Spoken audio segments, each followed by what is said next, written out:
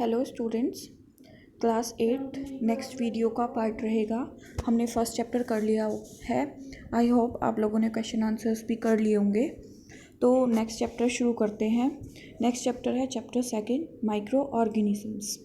ठीक, इस जो पूरी चैप्टर है इसमें हम पढ़ेंगे कि कौन कौन से मेजर ग्रुप्स हैं माइक्रो ऑर्गेनिजम्स के, क्या उनकी हैबिट है, वो कहाँ रहते हैं, क्या उनका यूज़ है, हम लोग माइक्रो ऑर्गेनिजम्स को कैसे यूज़ करते हैं, कैसे वो हार्मफुल हो सकते हैं माइक्रो ऑर्गेनिजम्स, और कैसे फूड को प्रिजर्व करते हैं हम लोग जो कि माइक्रोब्स की वजह से ख़राब हो जाता है।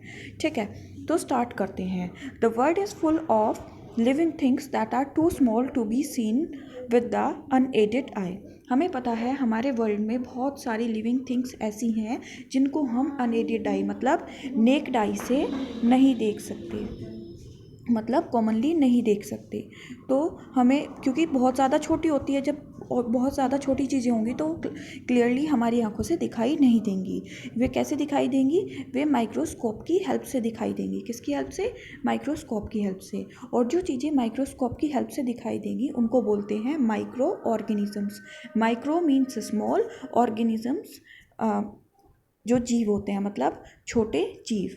तो इतने छोटे होते हैं ये जो ऑर्गेनिजम्स होते हैं, लिविंग फॉर्म्स होती हैं, ये हम लोग किसकी हेल्प से देख पाते हैं? माइक्रोस्कोप की हेल्प से। ठीक है, या फिर इनको क्या बोलते हैं? दो नाम से बोला जाता है, माइक्रो ऑर्गेनिज्म बोलते हैं या बोलते हैं माइक्रोब्स।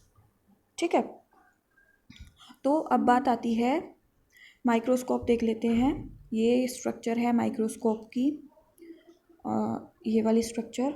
तो माइक्रोस्कोप क्या है? एक ऐसा इंस्ट्रूमेंट है जिसकी वजह से हम छोटी छोटी चीज़ों को बड़ा बना के मैग्नीफाई कर देते हैं इमेज को, और प्रॉपरली बड़ा देख पाते हैं। तो ये है माइक्रोस्कोप, जिसमें हम यहाँ पे स्लाइड रखते हैं, बहुत छोटी सी स्लाइड रखते हैं, और हम यहाँ से आई से देखते हैं तो हमें इमेज पूरी की पूरी बड़ी इमेज दिखाई देती है।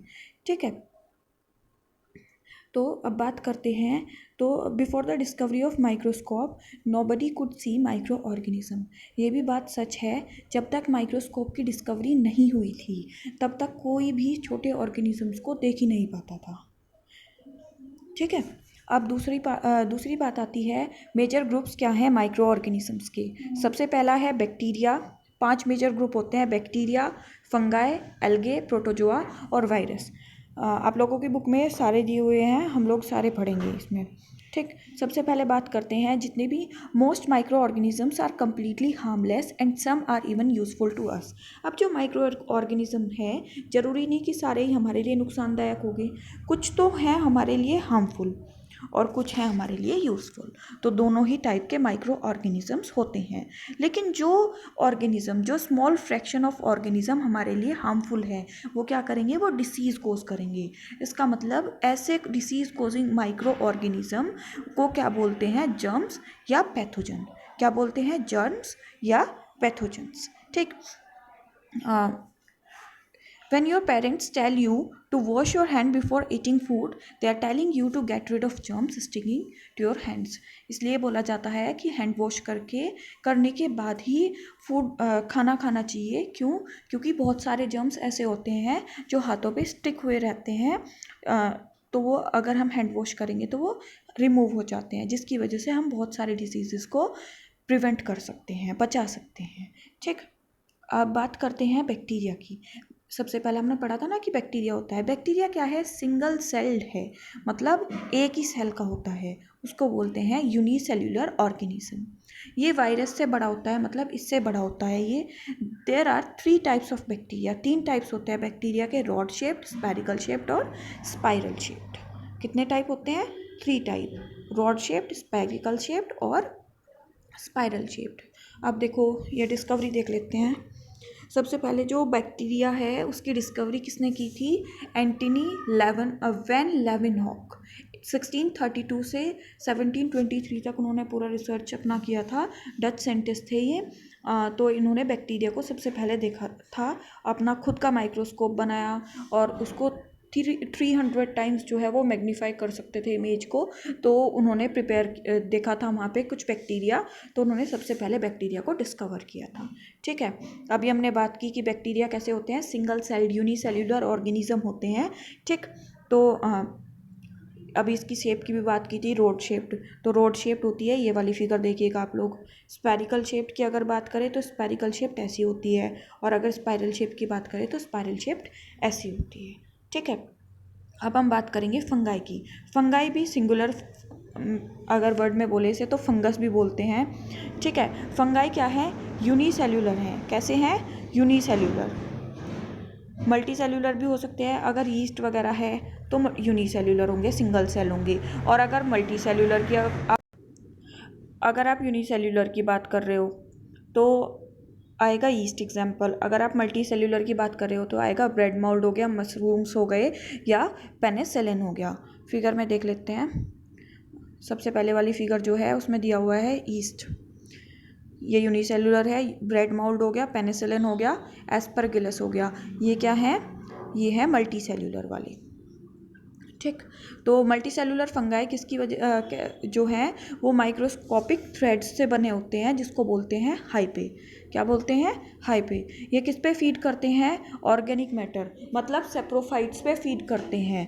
ठीक है, और कई बार ये एज अ पैरासाइट भी काम करते हैं, मतलब किसी और की बॉडी पे भी फूड ऑब्टेन करते हैं और डिसीज़ कोज करते हैं।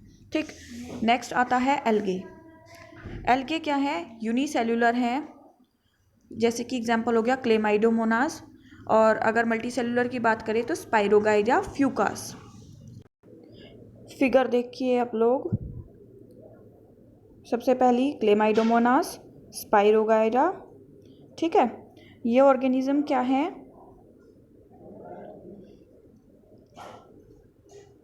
एल्गे जो है वो स्पाइरोगाइडा फ्यूकास, ये मल्टी सेल्यूलर होते हैं, और यूनिसेल्यूलर क्लेमाइडोमोनास ग्रीन ऑर्गेनिज्म होते हैं, मतलब प्लांट्स की तरह ही होते हैं। और ये ऑटोट्रोपिक न्यूट्रिशन जो है इनमें मोड ऑफ ऑटोट्रोपिक न्यूट्रिशन होता है, मतलब अपना फूड खुद प्रिपेयर करते हैं, और ये पानी में रहते हैं।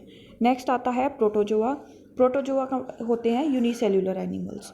ये अपना फूड खुद प्रिपेयर नहीं कर सकते, ये heterotrophic mode of nutrition absorb करते हैं, मतलब किसी और से फूड एब्जॉर्ब करते हैं, जैसे अमीबा हो गया, पैरामीशियम, ट्रिपेनोसोमा या प्लाज्मोडियम। फिगर देख लेते हैं। सबसे फर्स्ट वाली जो फिगर है वो है पैरामीशियम, सेकंड है ट्रिपेनोसोमा, थर्ड है प्लाज्मोडियम। प्लाज्मोडियम मलेरिया कोज करता है, बहुत सबसे टफ यही होता है। चलिए अब बात कर देते हैं फाइनली वायरसेस की। वायरस जो है स्मॉलेस्ट माइक्रो ऑर्गेनिज्म है। आप ऑर्गेनिज्म नहीं बोल सकते हो इसको, माइक्रो मतलब छोटे छोटे ऑर्गेनिज्म हैं, बैक्टीरिया से भी बहुत स्मॉल है। और इनमें सेल वॉल नहीं होती, मतलब सेल नहीं प्रेजेंट होती इनमें, ना कोई सेल ऑर्गेनेलिस होता है इसमें। ठीक, ये सिर्फ एक जेनेटिक मटेरियल के बने होते हैं। इनकी बॉडी पे एक प्रोटीन कोट होती है, सिर्फ उससे बने होते हैं ये। They can not multiply on their on, खुद से मल्टीप्लाई नहीं करते। इनको कोई चाहिए, होस्ट बॉडी चाहिए। जब तक वो होस्ट बॉडी के अंदर एंटर करेंगे तो वो वहीं से फूड ऑब्टेन कर लेंगे, वहीं से ऑक्सीजन रेस्पायर करने के लिए, और वहीं पे एक्सक्रिएट करेंगे और वहीं पे मल्टीप्लाई करेंगे। अदरवाइज़ अगर उन्हें कोई होस्ट बॉडी नहीं मिली तो क्या होगा कि वो खुद से खुद ख़त्म हो जाएंगे। जैसे सेम आपको पता ही होगा कि कोरोना वायरस भी ऐसे ही स्प्रेड होता है। तो वायरस हर कोई सेम मोड में ही स्प्रेड होता है। अगर किसी बॉडी से आउटसाइड है तो वो क्या होगा, कभी भी लिविंग नहीं होगा। अगर वो किसी बॉडी के अंदर एंटर कर गया तो वो लिविंग जो है उसकी प्रॉपर्टीज़ में कन्वर्ट हो जाता है। ठीक है, अब होमवर्क की बात कर लेते हैं। सबसे पहले बात आती है माइक्रोब्स क्या होते हैं, what are microbes. Second question है who seen bacteria for the first time and when, सबसे पहले बैक्टीरिया किसने देखा और कब। डिफाइन करना है जर्म्स, और एक एक कैरेक्टरिस्टिक लिखनी है बैक्टीरिया, वायरस, फंग और एल्गे की।